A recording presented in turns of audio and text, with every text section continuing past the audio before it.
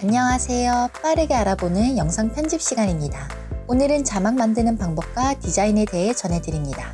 시간이 없으니 빠르게 넘어갑니다. 영상을 작업하고 필요한 자막들을 넣고 싶을 때는 중간에 텍스트 아이콘을 클릭하고 프로그램 패널에 가져다 놓으면 마우스 아이콘이 변경되고 클릭하면 글자를 쓸 수 있게 됩니다. 텍스트 아이콘은 꾹 누르고 있으면 세로로도 쓸 수 있는 아이콘이 나오니 참고해주세요. 원하는 글자를 쓰고 쓴 글자를 모두 드래그하여 선택을 활성화합니다. 그리고 효과 컨트롤 패널로 가게 되면 텍스트 부분에 적었던 글자가 보입니다. 왼쪽에 화살표를 누르면 여러가지 수정을 할 수 있는 부분이 나오는데 제일 먼저 글씨체를 바꿀 수 있는 목록이 있고 아래 부분에는 글자 크기를 조절할 수 있습니다.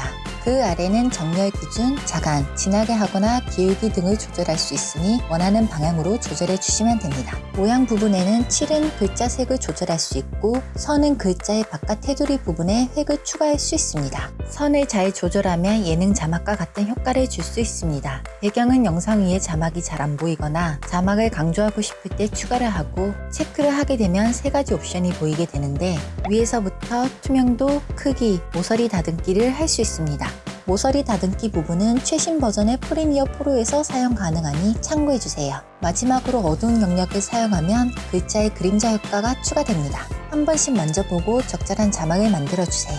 만들어진 자막은 다시 선택 도구를 클릭하여 위치를 조절할 수 있는데 컨트롤 키를 누른 채 움직이면 영상의 좌우 부분에 자석처럼 붙게 되니 사용해주세요. 여기서 주의할 사항은 자막을 가운데 정렬을 해주셔야 중심점에 맞게 딱 중앙에 정렬이 됩니다. 자막은 타임라인 비디오 순서에 따라 영상의 윗부분이나 아랫부분에 둘 수 있으니 참고해주세요. 크로마키를 없애주는 울트라키 효과를 준 영상과 색상 매트 사이에 자막을 주면 다음과 같은 효과를 줄 수 있습니다. 마지막으로 자막에 애니메이션 효과를 주고 싶을 때는 원하는 부분에 인디케이터를 놓고 효과 컨트롤 패널의 텍스트에서 변형 부분으로 가주세요. 변경하고 싶은 항목 옆에 시계 모양을 클릭하여 키프레임을 생성해줍니다.